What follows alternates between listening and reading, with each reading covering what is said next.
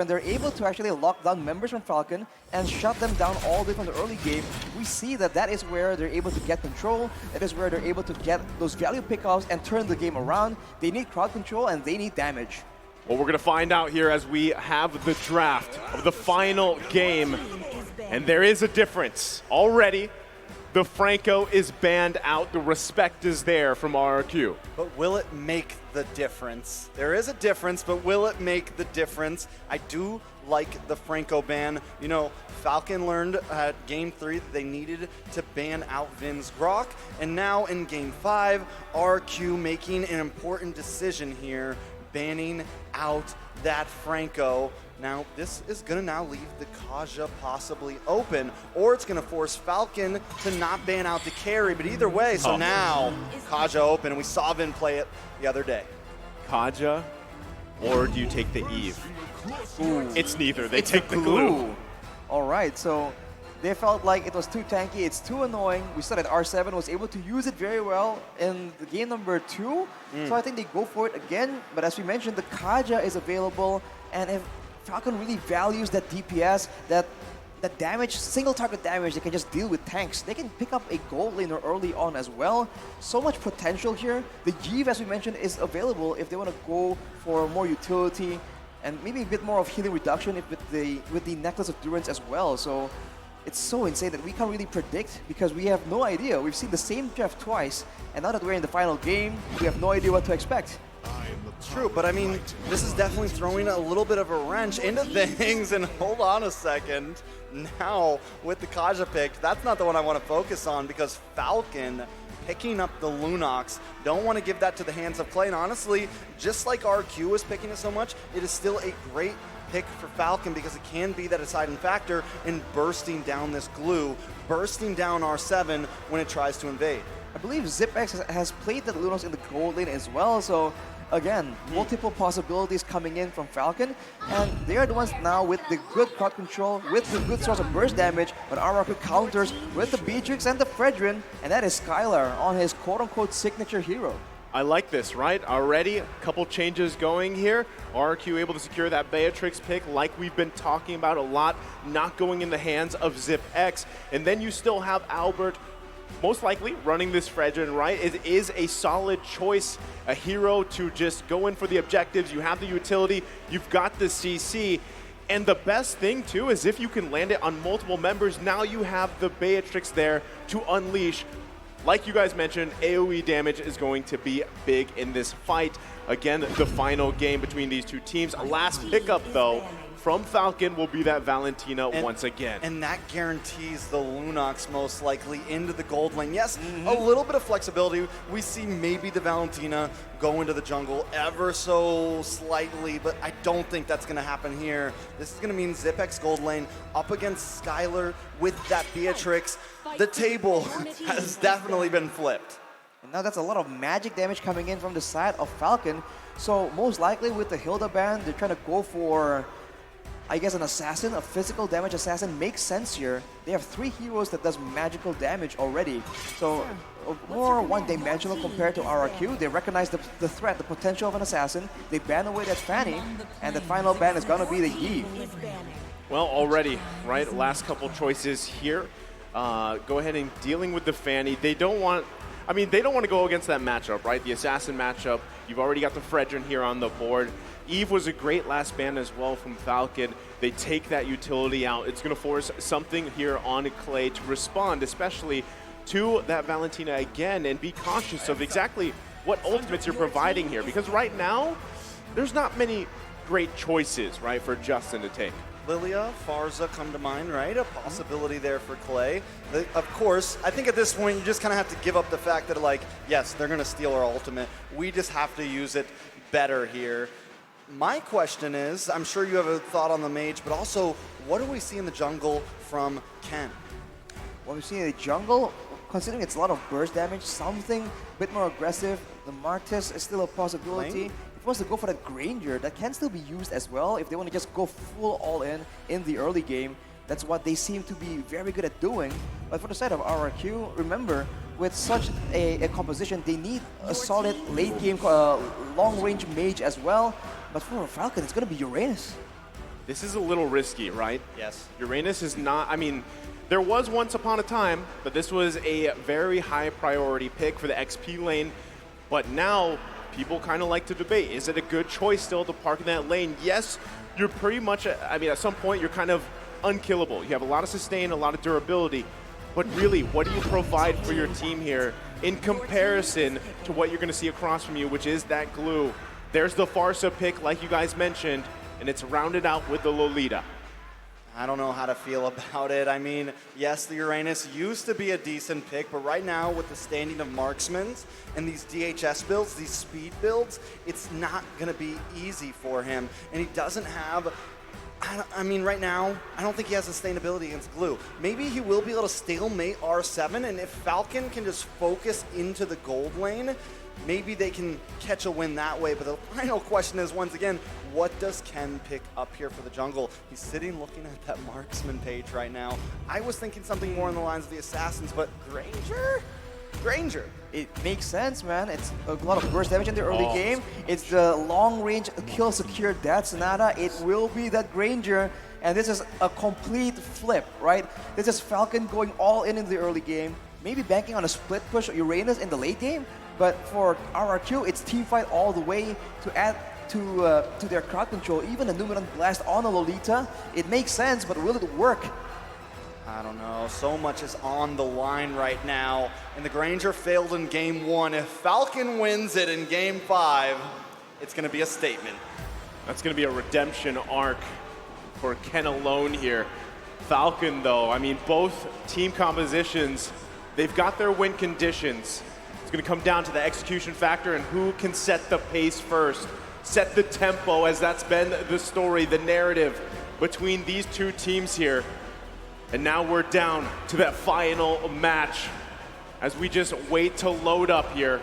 Again, two teams, the lives are on the line. Ladies and gentlemen, welcome to game number 5. Will the kingdom thrive or the Falcons soar on? We're about to find out. Just like that, we're into the game. Looking at the emblems, nothing too crazy. Killing spree yet again in the hands of Ken on the Granger, trying to make sure that he can go as aggressive as possible. And remember, from so far away, this roster, this composition coming in from Falcon can just instantly pick someone off. So in the early game, it's definitely a safe play coming in from RRQ, logically speaking. But sometimes RRQ, they don't operate by basic logic. Oh, already trying to make a gank on a Zipex, and this is what I wanted to see Falcon do, but RRQ taking the initiative over that gold lane. Well, right now, you can see, right? They need to focus as much as possible on ZipX, not allowing him to get an advantage here in that gold lane matchup. Skylar needs to be able to come online as fast as possible as well, and still the objective game is going to be up to Albert and Ken. Can Ken get the tempo on this Granger pick? That is going to be crucial for him as the fight for even the purple buff. The tension is here. Vin getting in position. Ooh, a lot of damage on a Naomi there. Albert has claimed that position. Ken maybe going to try to pull something here. Big stun on a Justin. Justin able to flicker away. Yellow flash also coming in, but the Appraisal's Wrath deletes Ken. First blood to the side of RRQ. It's first blood for RRQ, and that is Ken shut down again in the early game.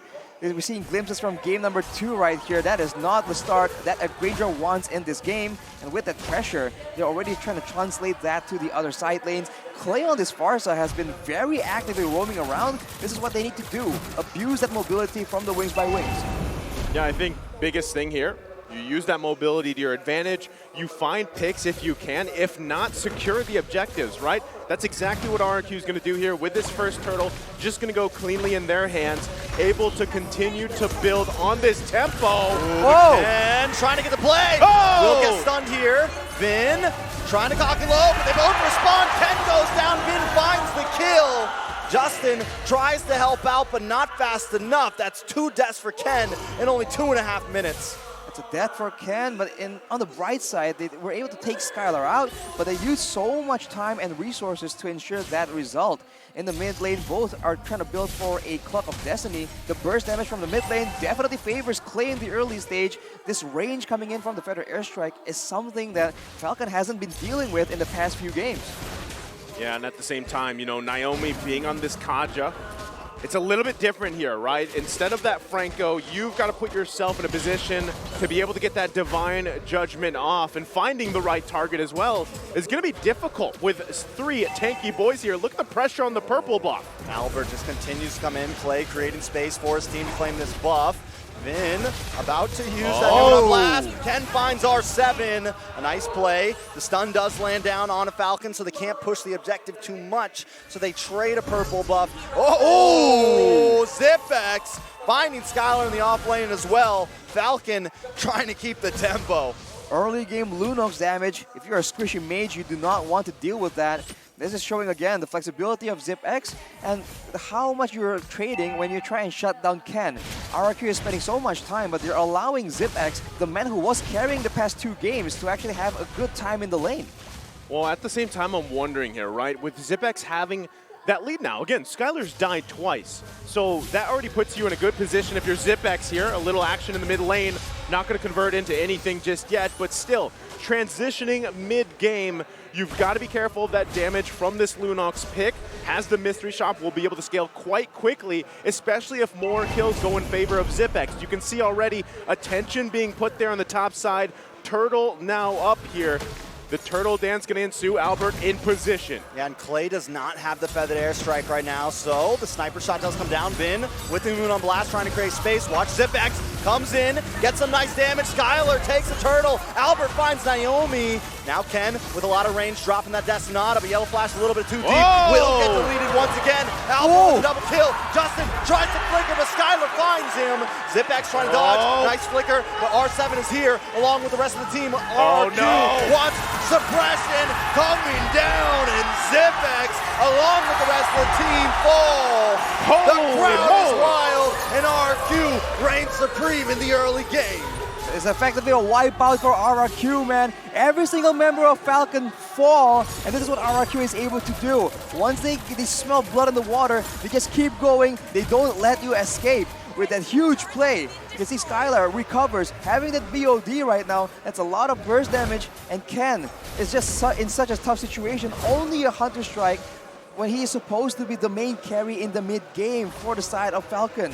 It's just catastrophic as R7 has a reading armor, so even if Justin wants to step in, if ZipX wants to try and burst him down, it's going to be very difficult, and Albert follows with a reading armor of his own. Not only that, but the whole fact that, you know, Skylar was struggling a little bit, but that whole interaction just put him in a great position, and at the same time, now Albert being even tankier with this lead here, he's 1,000 gold ahead of Ken. It's even going to be more difficult to get past Albert, get to the objectives. Conceal play coming out. They're still putting pressure here on the nest of the Falcons. Yeah, it's looking very rough for Falcons right now, with already it being almost 4,000 gold deficit for them. Another turtle's going to be up in 20 seconds. Oh, no. Watch out. Ken almost gets stunned. A nice dash away, though. Now Naomi's going to hold the front side. Nice Renner shot onto Zipex, and the range of RRQ right now is too much for the Falcons to handle. Keep in mind, later on in the game, there is a Lolita in the hands of Vin. That Bulwark is going to block a lot of damage, but look at that. That's going to be it. A nice pick. R7, though, doing a great job of surviving. What? It's not. Zipex comes out of the clutch and finds him. But is this enough for Falcons to redeem themselves? He bought so much time, right? R7 able to cause the distraction, secures the turtle. Clean sweep now for RRQ. And it's a 3.5k gold lead. This is massive at 7 minutes into the game. Oof. And they're still not stopping anytime soon, man. This is what they do. They just press on the tempo, and they have to be careful, though. Naomi can still very easily go for a pickoff, but for now, they are in the jungle of Falcon, taking control of the Falcon's nest. I mean, at this point, I don't even think Naomi can go for the pickoff. The moment he dives in there, if he does not find Skylar, he is going to get instantly shredded. Right now, RQ taking so much material on the map, it's looking very, very grim. Here's the thing you have to do if you're Falcon, right? It's a 4K deficit for the team. You're gonna have to wait. Most likely, it might even be better just to give up that first Lord. Let RRQ take it, do your best to defend. You need to allow yourself for Ken to catch up a little bit here, and as well as Zipex. That's your main damage dealers. This is the downside of having a mage in gold lane, right? Oh, charge up though. They get the flicker out from, actually no, Justin just dashed out of that. So they get the Nuno Blast out, but still, by the time the Lord comes up here, they're gonna have it available. Conceal though. Oh, Naomi uses it to get away though. They're definitely testing the limits. Like Falcon, they're seeing, they're trying to bait, but RRQ is not biting. They're just like making sure that they go for the right engage. And honestly, if you're RRQ, you don't have to do anything too crazy. You have all the range to work with. The snipe coming in, you can usually use the feather airstrike to just chip away at the HP bars of Falcon. As long as you get the right target. I mean, Ken, Justin, and ZipX are all vulnerable to just getting bursted down. And if Yellow Flash or Naomi wants to try and do anything about it, there's DPS as well. This is why the balanced composition of RRQ is just so much more dangerous in the mid game unless Falcon got ahead. Well, right now they're going to focus here. Bottom side, putting pressure where they can. Looks like they are just going to go ahead and give up this first Lord as RRQ is just going to go ahead and freely work on it. So Falcon just trying to find any type of win they can across the map, and right now that has to be space. That's their first turret of the game here. Now they're going to have to defend against that Lord push. It is only the first one, should be fine, but still, Falcon trying to buy time here. And even if Naomi grabs any member of RRQ, they're going to get claps down on. Again, whether it's Vin, R7, or even Albert, can Falcon actually respond to that and actually react to that clash down from RRQ, Arashi? I feel like the only real solution here is to try and take out Skylar and then try and win out by way of DPS, because they do have a quote-unquote marksman in the jungle and they have a solid gold lane in form of ZipX, so they can still try and do that like they did in the previous game. Look at that burst damage though. That is insane, and this is the range. This is the problem. Right now, even Justin can't dash in to get Clay's ultimate, right? Can't dash in. The only one he's been able to take right now is Vin. He just can't, none of them, Naomi, anyone can find the distance. For now, the Lord is coming in, gonna crash in on that inhibitor. The concealed play oh down. my goodness! Lot of burst damage, Clay finds him, Ken goes down. RQ reigning supreme. What the heck is that damage? And this is what happens when you get this lead, this tempo in your favor. They're assaulting the base of Falcon. I mean, they destroyed Ken without even using the feathered airstrike. That's just so much damage coming in from both the feathered airstrike and the snipe coming in from Skylar. This combo is devastating, and it just comes from so far away, you don't really have time to react to it. I don't know if there's a way out of this, guys. I feel like Falcon is, they're sitting in the nest right now. They're sitting in the nest, and it is about to come crashing down. RRQ is not taking their foot off the pedal. Well, real quick, look at this stat here. M4 stats. RRQ is ranked first in team damage dealt per minute with 13,981. That's basically big damn, right? I mean, that's a lot to deal with. And you're seeing it here in the game. Falcon can't respond right now to it. Look at that. Huge burst coming in from Clay. He has the Divine Glaive as well right now, and you can see 2 balls, that's all it takes. Look at the damage, man. 4 items already complete, and that's before you even factor in everyone else. So here's the same strategy. Long range, magic, and physical damage. 3 very beefy members with a ton of crowd control. Falcon has no assassin, no way to get behind the members of RRQ. I mean, taking a look at some of these items, it's just Ken is so far behind right now. All he's got is the Malefic Roar, the Hunter's Strike. It's becoming a problem. Well, I mean, the biggest thing, too, is you just don't have, even if you find a pick, you have the follow-up damage. And let's say you do get one member of RRQ down. You still have to deal with everybody else. I mean, at this point, the lead is huge. Can they turn it around? It would be a Holy Mary play, possibly from Justin. He's holding on to the Numenon Blast here.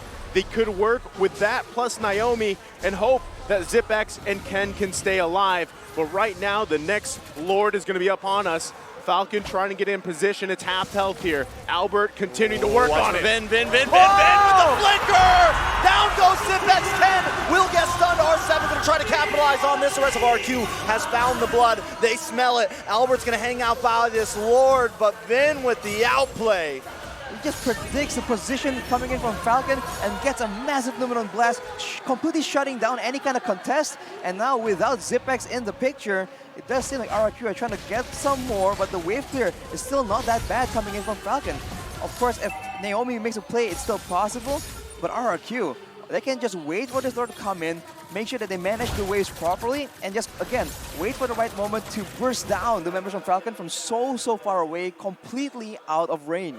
Well, right now, Falcon, this could very well be their last opportunity here. Lord on the top side. Feathered Airstrike gonna come down. Oh, there's no build-up for this one.